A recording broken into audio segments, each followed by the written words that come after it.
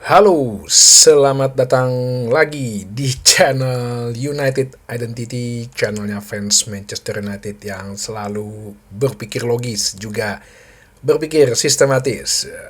Padahal kemenangannya sih cuma di preseason, cuman kayaknya rasanya seneng banget ya.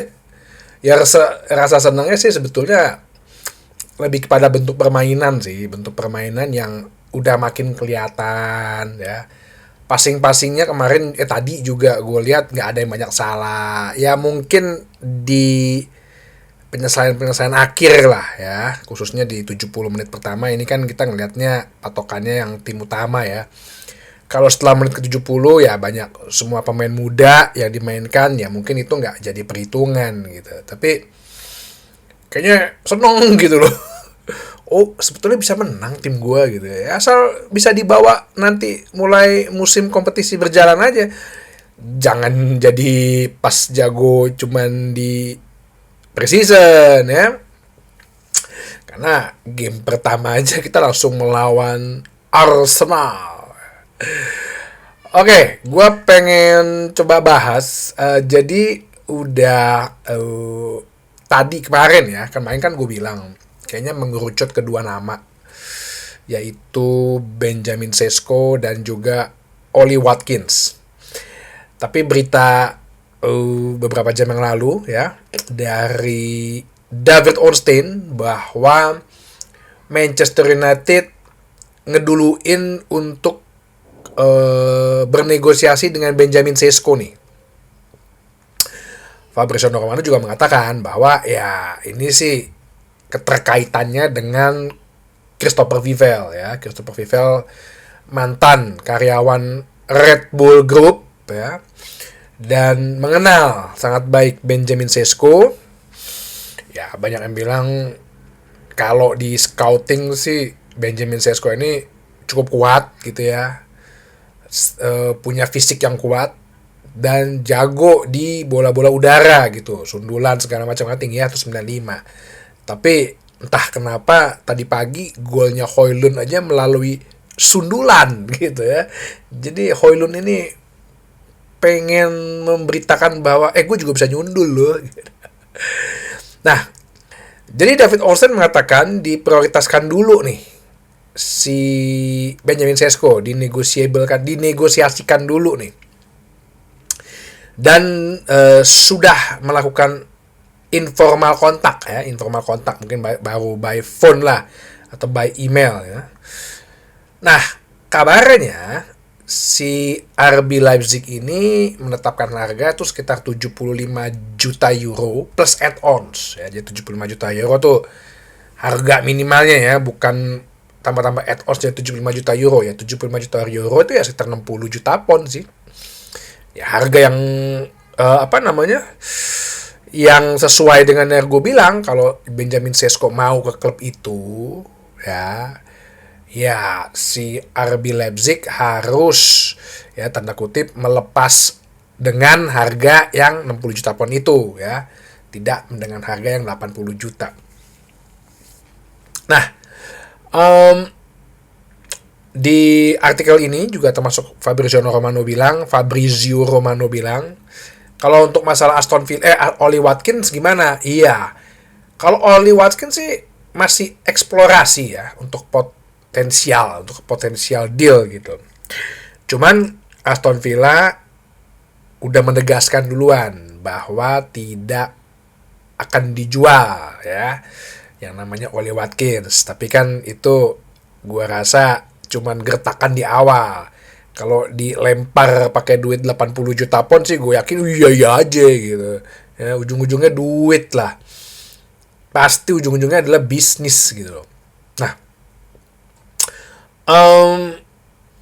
jadi kita masih menunggu ya tim negosiasi apakah bisa menurunkan di bawah 60 juta. Ya kalau 60 juta ya gue yakin juga Oli Watkins juga harganya segitulah ya.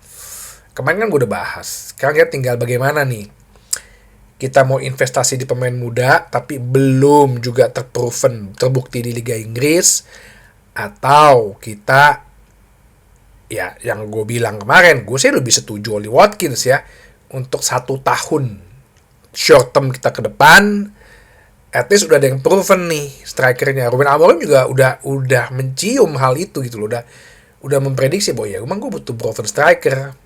Nah, tadi setelah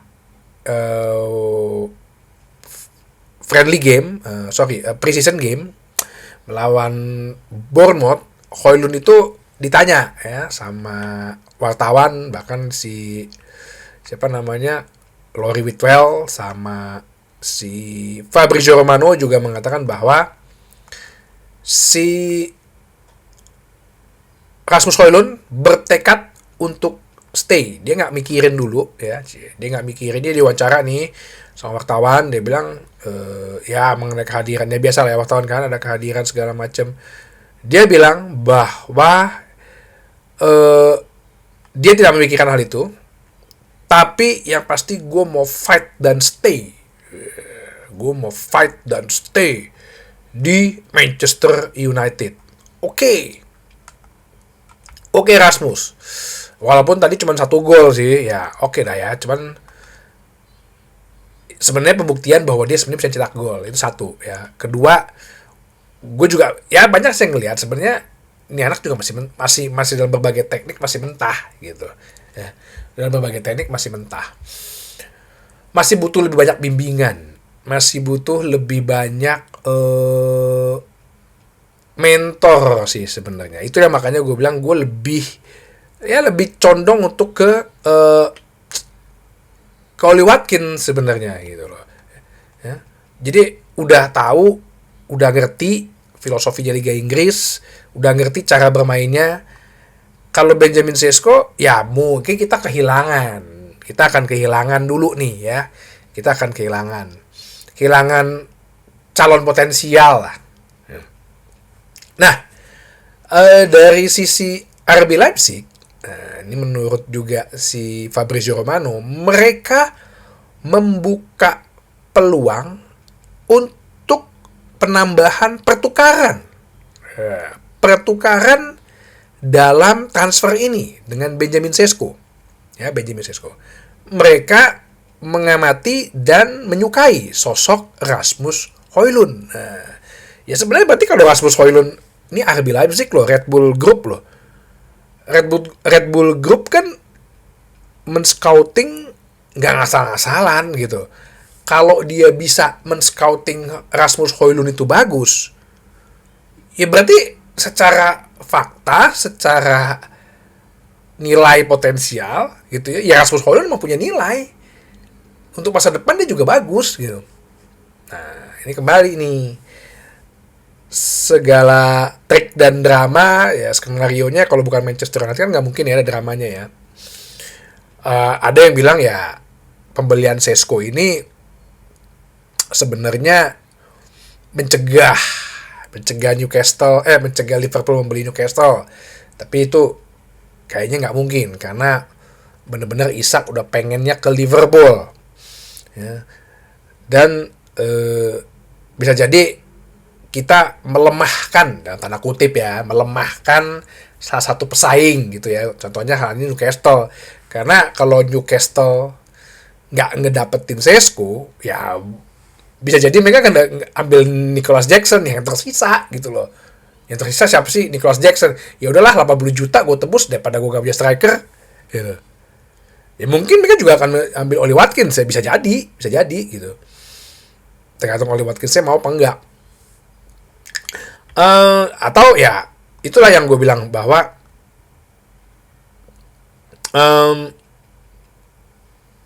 ini dinamikanya akan berubah ya.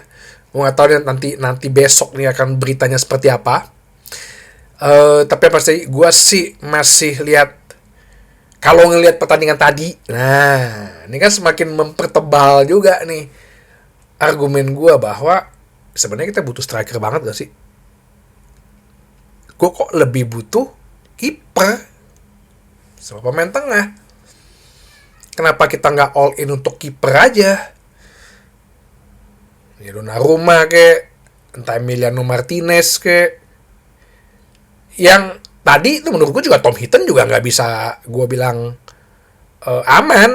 Ya tadi itu emang karena Bournemouth-nya juga turun secara performance ya dibandingin yang kita lihat board musim lalu. Dan gol juga bunuh diri, dan ya mungkin salah satunya juga adalah barisan belakang kita, pertahanan kita lagi bagus gitu. Kemarin tadi bagus ya, cara mereka mengcover bola. Lenioro itu bagus banget, Harry Maguire juga, Luke Shaw juga nggak ada lagi lurus lah sebenarnya, nggak cedera, mainnya juga malah lebih bagus tadi Luke Shaw mainnya dibandingin waktu pas final Europa League ya. Tapi kalau dari sisi kiper kan ini dua-duanya kiper mediocre gitu loh.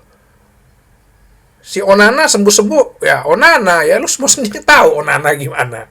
Makanya gue bilang kalau ngeliat dari pertandingan sampai saat ini sih, gue juga masih meyakini ya kenapa kita nggak all in di kiper dulu aja sih, mumpung PSR kita masih tebal gitu loh, jadi tebal gitu setelah peminjaman Rashford. Mungkin nextnya nanti ini si Garnacho atau Anthony. Jadi kenapa kita nggak all in di kiper aja? Sekali lagi gue tadi pertandingan tadi tuh menurut gue udah menekankan banget. Ya, Buemo kita belum lihat nih.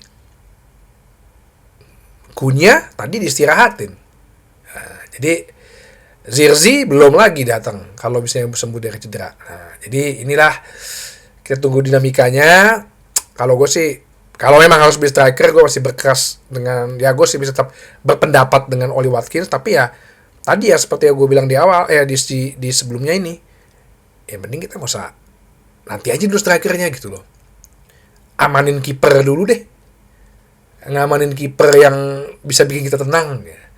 Oke, jadi itu aja dulu bahasan kali ini. Sampai ketemu lagi di bahasan berikutnya di channel United Identity, channelnya fans Manchester United yang selalu berpikir logis dan sistematis. Terima kasih.